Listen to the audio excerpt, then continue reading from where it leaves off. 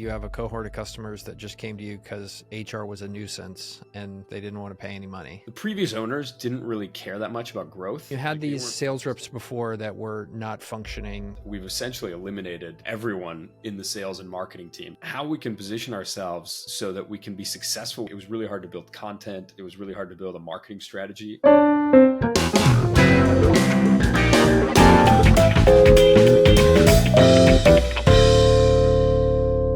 This is my buddy Andrew Swiler. He and I have known each other for a while. He actually lives in Barcelona. With his own money and some investor money, he bought a software company, and it's a small software company that he acquired a few years ago. Turned out to have some interesting characteristics. It's called Lanteria. It's basically a set of HR management systems, so an HRMS that you can run, but specifically for people that are on Microsoft's SharePoint platform. It gets targeted unique customer base, typically 200 to 5,000 employees who are just hardcore Microsoft infrastructure people. It started out pretty interestingly. He discovered that the team wasn't one that was really set up for growth. They just didn't know how to become a bigger, better company. And that was something Andrew really wanted to do. That was his aspiration when he bought this business. He wanted to help it grow, help it to become bigger than it was, as opposed to just flat and sleepy thing. And he discovered at the business there was just a lot of stuff you expect in a company that's not growth oriented. There were no sales KPIs. He talks about in the first couple of days, explaining to people what the word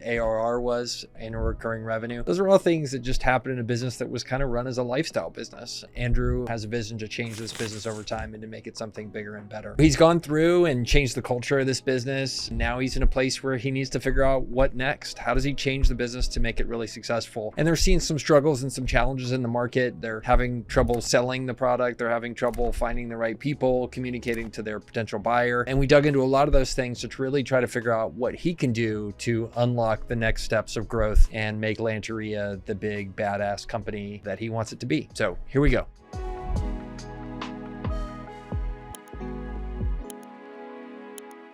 Andrew, so glad you're here, man. What's going on? You're in Barcelona. You bought a software company. Tell me what's happening. I live in Barcelona. Our software company it's US based. I acquired this company a little over a year ago, about 18 months ago. The previous owners didn't really care that much about growth. They were focused on more like what is comfortable for me. They were living in Kiev. They were making good money. They were probably taking home $600K a year each, living in Kiev. So you can imagine that was good enough for them to live well.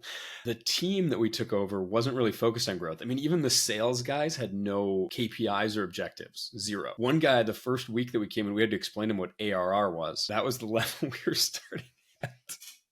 We tried not to do anything. Like when we came in, we just tried to observe and take it in and not try and set up new systems and try and break everything and start new. We tried to see like, what can we do just tweaking things and working with the current team and getting them better. And as time has progressed, we've essentially eliminated everyone in the sales and marketing team. So when we took over, there was 5 people. Now we're down to, we've kept 1 account executive. He knows how to demo the product. We obviously still need someone to demo the product. Everything that we tried with this team, they just couldn't move the ball forward. We tried to come up with the new ideas, but they kept blocking them. They would say, oh, we tried that back in 2015. And it was like, well, why didn't it work? And they couldn't give a reason why. It just didn't work. So we don't know if they tried it for 3 days and they just gave up. The point that I've kind of come to now is part of this was a people thing. So we've eliminated that part of the equation. And now we're bringing on some new people, and I've brought on some freelancers and brought on some, now we have a marketing director that's going to be joining us soon. Where my concerns are, the way the product was positioned before was it's an HRMS. So it's like Workday, but it's focused on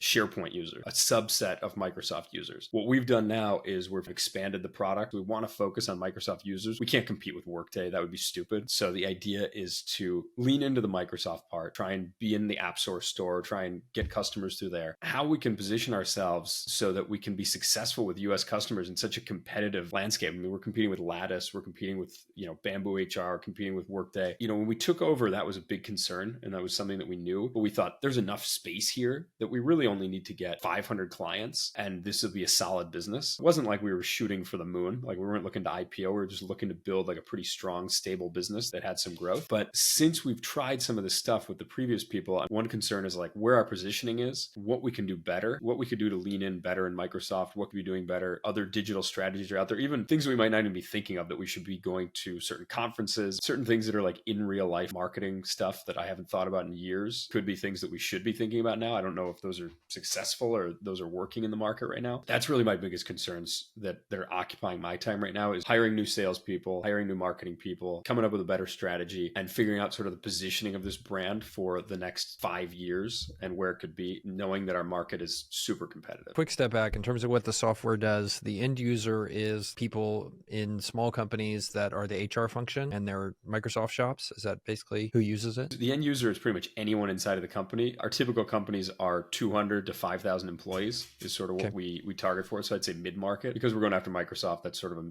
mid-market type of client. The user is the HR person, but the end user is pretty much anyone in the company. It's, absence plans, it's performance management. Anyone's touching this inside the company. So if you've already bought SharePoint as an enterprise and you want to just have HR seamlessly fit into that, you buy this software and put that all together. And historically, when people have bought it, why buy it? Is it just because it fits in with SharePoint and they can save money as opposed to getting one of the standalone solutions? There's different tranches of buyers that have come in. So early on, these guys were just selling it dirt cheap. So they were selling perpetual licenses as cheap as you could possibly imagine. And that was why people came in. They would buy the perpetual license and they would pay the maintenance fee for years to come. But we have some clients on here that are 600 employees and they're paying $2,000 a month, $2,000 a year for the maintenance. It is a growth strategy.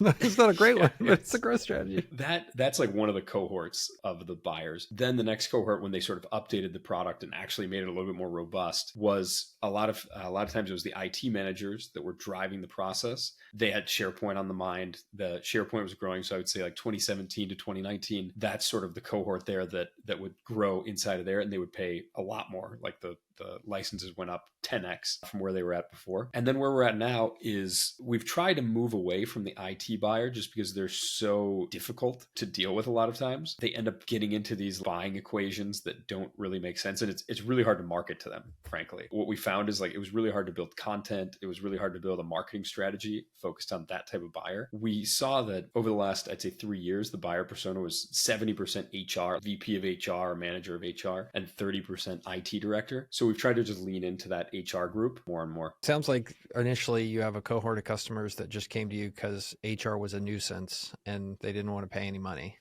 So you got some great customers exactly. there. And then they don't care. And I do customer interviews, and it's always funny to talk to those ones. I'm like, so what do you like about the software? And they're like, well, it's cheap.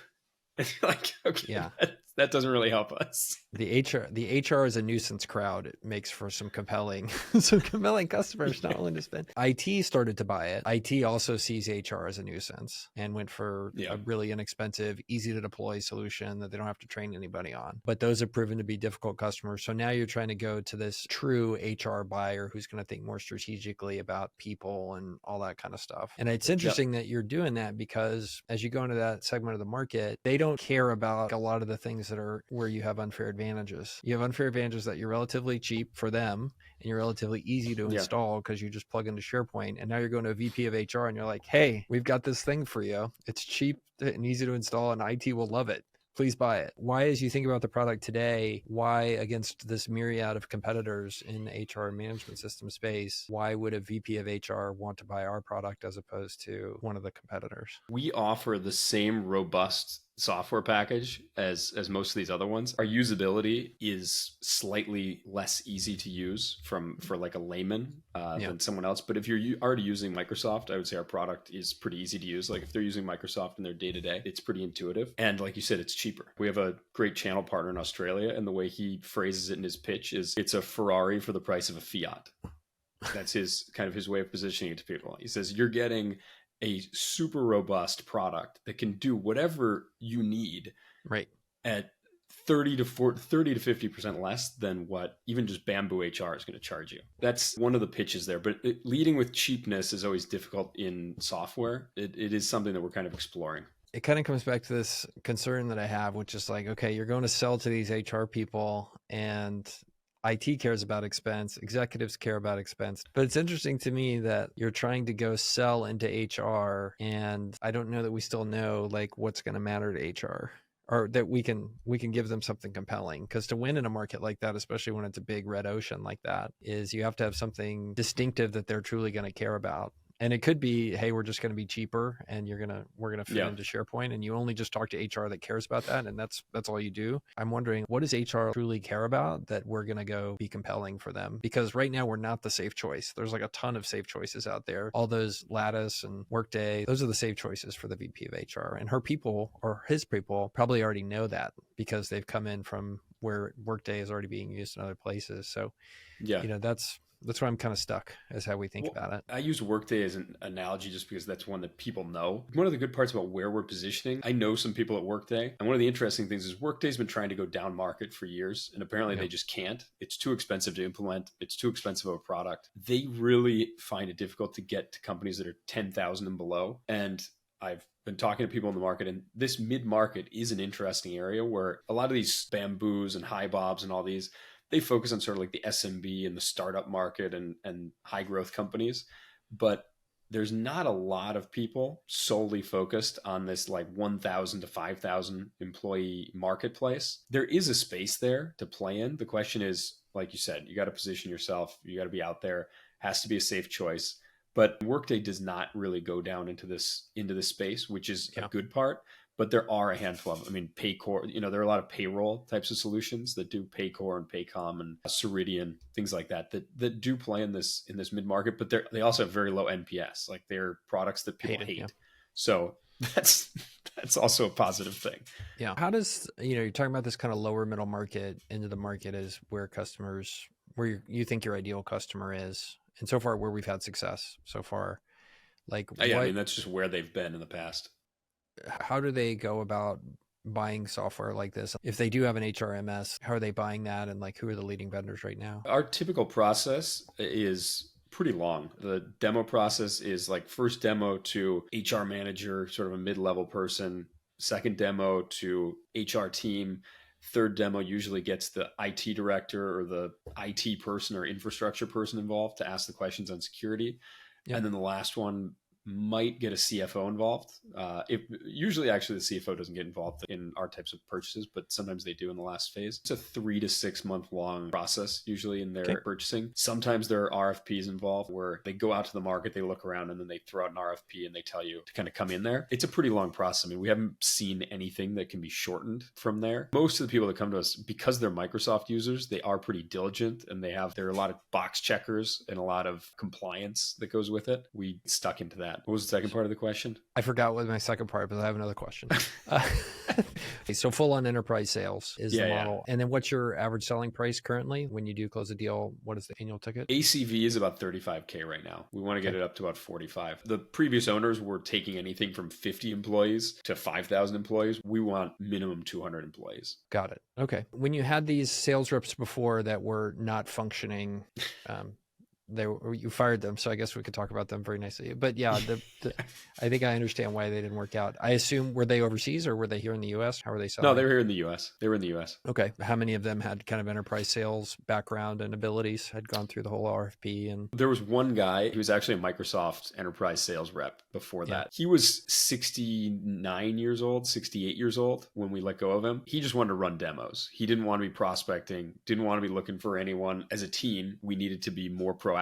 I had some people do some secret demos with him. So what we found is he was just wasn't really doing anything. He was just scrolling through the web page and showing people and not asking any questions and just explaining our website to them and then being like, so what can I do for you? It was it was very bizarre. Yeah. So the opposite of knowing how real enterprise sales does. Because the next question is, what is the process to go from here to getting you the right solution? Or what problems are you trying to solve? That's probably a better first question before you ask what's the process. Our biggest issue right now is we're not getting people into the funnel. Like we're getting 12,000 visitors a month on our site. I would say of those, 3,000 go to a landing page that gets very high traffic for like a really stupid HR meme jokes. But the rest of it goes into pretty good parts of our website. But even we'll get 1,000 visitors to our book a demo page per month, and we'll get 32 people that click on book a demo. Trying to think of different calls to action is something that we're doing. Trying to figure out ways to just get more people into our funnel is one of the areas we're working on. So of the 32 demos you're doing per month, how many of those are you closing currently? Those are 32 people that click book a demo. Of those that are actually that fit our qualified leads, I would say there's 8. Okay. Of those 8, I'd say 6 turn into demos. And of those 6 demos, probably turn 1 into a client.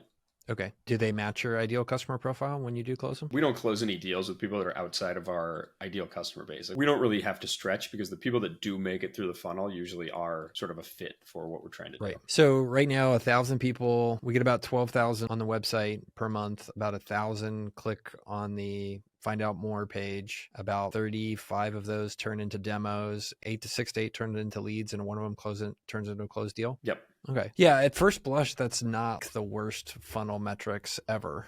So I think you're right that your funnel is wrong or is right. I think you're right to focus on how do we grow that funnel at the very top. As you look at the people who are succeeding in the lower middle market, selling into your market, what are they doing? You mentioned Hi Bob and the other folks that have been successful in this lower middle market. How are they generating top of funnel? Based on research that we've done, a lot of it is PPC. PPC, they're doing a lot of long form content and doing LinkedIn ads with that. I've never found LinkedIn ads to work for me. I don't know if you've ever seen that work. Usually when I've seen it, it's like lighting money on fire from my experience. Hi Bob's running about 175K a month in PPC ads in the US alone. Bamboo's at 125K. There's another company called Namely that's doing around that, about 100K a month in PPC. Just on Google, because that's really the only place we could be able to pull the metrics. It comes from there. A lot of it's on G2. I'm sure they're spending a lot of advertising money on G2, Capterra, places like that. We are as well. We also get G2 intent data, although it's been pretty weak. Hasn't been the best experience for me. But part of the rebuilding of this is I'm bringing in like an SDR that'll be more active. One area that we're testing out at least is buying lists of SharePoint and Office 365 users and doing more of an active outreach campaigns and see what we can do from there. So far, cold email hasn't really worked. I think people are pretty inundated, especially in the HR space, from our competitors and just from other point solutions that are out there. It just eats up their inbox. That's an area that I'm starting to explore. One thing you kind of hinted at was the other guys doing PPC and LinkedIn ads. And then the long form content, to me, that comment you made was really interesting. Your business really coincides with other ones that I've seen where you're looking for a long tail client type with an intent to buy. Yeah. Your ideal customer profile is of a certain size in the US who has a certain attitude towards HR and is a hardcore Microsoft shop. And some of them may not even know that you don't have to buy a third party thing. You can just extend SharePoint with your solution to make it really good. And to me, that makes me wonder if there's a big opportunity for SEO for you guys. Have they tried anything historically to do well around SEO and long form content? They did a little bit. That's where most of my investment right now is. Since I let go of the marketing person, I basically took all the money and put it towards long form content. So we hired a woman that does HR content, and she's doing white papers for us right now that we're going to kind of not paywall, but put behind call to action to give us their email. And then I've got a couple people that are working on just long form content, some focused on Microsoft, but a lot of it focusing on just clustering around words and trying to find keywords that we can cluster around and go up the ladder on. Go up the ladder. How long have you been doing that? 3 months. Okay. Not very long. Might Still be less super than early. Yeah, it's super early. My experience with SEO, you really have to invest somewhat heavily in it and go hard and measure it. And really it's going to take you 9 months to a year to start to see anything, which is why all the startups don't do it, because they don't have time. They throw money in PPC and all that kind of stuff. But I agree with you. I think PPC and LinkedIn ads and all that kind of stuff is not going to work. I'll be curious when you run your direct outreach with cold email and stuff like that, if that works. But my suspicion is you will end up with SEO and referrals being your top two customer leads, a year from now. Yeah. SEO has been my suspicion that was kind of what we needed to do. Yeah. The reason I actually let go of the straw that broke the camel's back with the previous marketing director is she set up a new website and tanked our SEO with it. And I said, that's it. Like, I can't do this anymore. This is like our main strategy, and you screwed this up. I brought in a guy from Pakistan, this guy Faizan, who's now could be our marketing director now. And he fixed it in like a week. This guy worked round the clock manually fixing this website, and he was amazing. I would recommend him highly if I didn't want people to hire him away from me. He was amazing. Stepped in and fixed a lot of these problems. That's my suspicion, is that's kind of an area we need to focus on. My concern is what you were saying of HR people looking for Microsoft things is where my biggest concern is, if that is something that's going to happen. The move away from IT people, it wasn't actually a move away. I mean, it was just when we came in, we just analyzed what's the buyer persona here for each client. We saw it was basically 70% was the HR person, 30% was IT. We just said like, well, let's lean into where we have the most. It could be something that we lean into more, IT director type of person, but I don't know how often they're the buyer. and these types of things, especially now that HR is getting more presence inside of companies. My suspicion is when you go dig into this, you have an opportunity to go hire somebody. It's the type of person that you would normally hire for an SEO agency to go run all this for you, and you pay 10 or 15 or 20,000 a month, and they start producing content and playing all that game. My suspicion is to run that, but go all in with that being in-house. And I love it when it's in-house as opposed to an agency because of the agency problems. Agencies have this problem. They actually are not motivated to do the absolute best for you and not to do the hard things. They're motivated to do the bare minimum, which agencies are going to agency. That's the way it works. But that'd be my suspicion. It's always tempting. It's super tempting to be like, hey, agency. we're an agency, we haven't figured out. In your shoes, that's what I would do. I would just totally go all in on that. When you have the right person, they'll find those searches and keywords that people are going after, and you can start to highlight those. Because just as you talk about, this is a relatively small business still. We haven't talked about the size of it. Just you adding dozens of clients, and we know there's a long tail of Microsoft only shops out there, and they're out looking, and you just being there when they type in words like Microsoft based or any of that kind of stuff that's gonna win, I think. And that was our thesis when we bought the company, was this is clearly a niche, and it's easier than fighting this. It's a great market, and it's easier than fighting this out in the open with just a generic offering. Even from a product perspective, we've leaned into it further, building out our Microsoft Teams products and building out better integrations into the rest of Microsoft, because we wanted to go beyond SharePoint. But the issue right now is top of funnel, basically. I really question going beyond SharePoint as a strategy for the company. You have, I think, a beautiful blue ocean in terms of the HR management system space, which is you're the only one that we've talked about that is this SharePoint-based solution. That's a great market to be in. If you try to go against these guys who have venture funding and are doing PPC and are more mainstream service, I'm scared about that strategy. I don't see how you're going to win there, but that's just my 2 cents. No, I agree. In your shoes, like I would totally think about going all in on SEO, bringing in a person. I've seen it work. You just make it their thing to worry about, and you find that person who's just really good at it. Maybe they've spent time working at one of the agencies. I think that's the route to get you there. Number one for your top of funnel problem. I also have a suggestion for your bottom of funnel problem, which I would love to give you if you're interested. Look, I think you have a problem right now with your product mix and how you're selling it. We talked about the senior guy who would just be like, here's the demo, who sounded more like a sales engineer than a real sales rep. The problem with selling enterprise 6 to 9 months to 12 month close cycle software for $35,000 is there's not a big enough pie for you to justify having serious enterprise sales reps actually outselling that. And I think the types of clients that you're talking to who are buying you because you're SharePoint centric, they're going to have just the same amount of interest in what you're doing if you're double the price and at parity with everybody else than if you're 50% the cost, because your software is only a small part of what they're spending on to deploy your software, if that makes sense. I think the bottom of funnel, I think you can improve that ratio by charging the right price for an enterprise sales model and like hiring a real enterprise salesperson who understands how to do the dance that we just kind of talked about with somebody's interested, they understand the lay of land inside the company, the decision criteria, they start asking and can help and get stuff through legal and finance and all that kind of stuff and answer RFPs. That is a whole dance that like a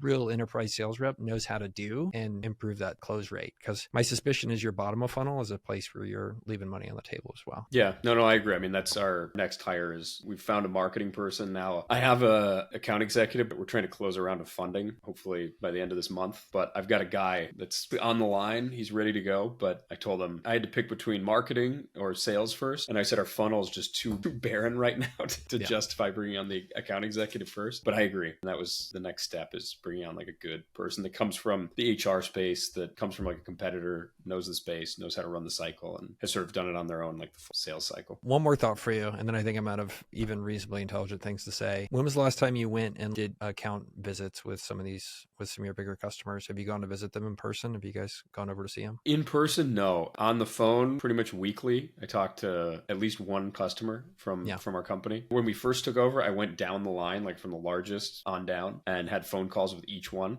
just to find out, like I said, what do they like about it? What do they not like about it? What can we improve? From there, pretty much weekly, I'll end up having some sort of call with one of our clients, or even sometimes potential clients. Like I'll get in on the sales calls as well and hear sort of like the problems, hear what they want, hear what they're doing, see if we can fit that into our product roadmap. One thing I would encourage you to think about, and I've seen it work a lot, is go get on the plane and go try to visit at least your top 10 customers each year. And what happens is you think that, oh, well, we're not going to have anything to talk about. We talk every week. Like they have my cell phone number. They know, they know you had COVID last week or not COVID.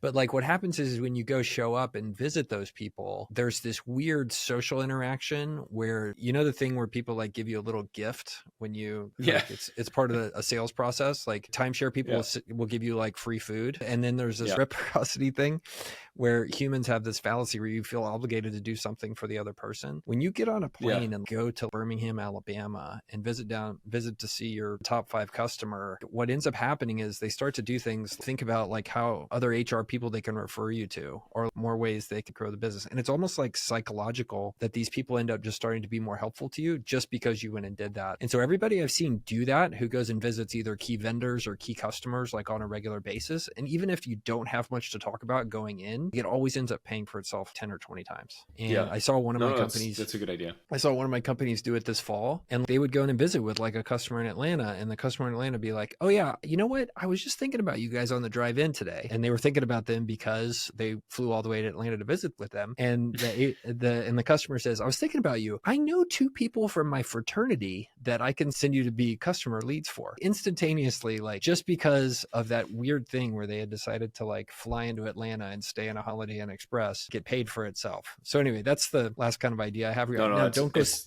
the $50 customer, but go see like the $50,000 customer, right? And like, and even if you have no agenda, like just show up, like it'll pay for itself. I've just seen it over and over again. It's good advice. I've heard that before and haven't taken it yet, but I agree. I think it's good advice. Man, well, I'm interested to see how things go over the next year. You and I have been friends on the internet for a while, so excited for you to be doing this deal. Yeah.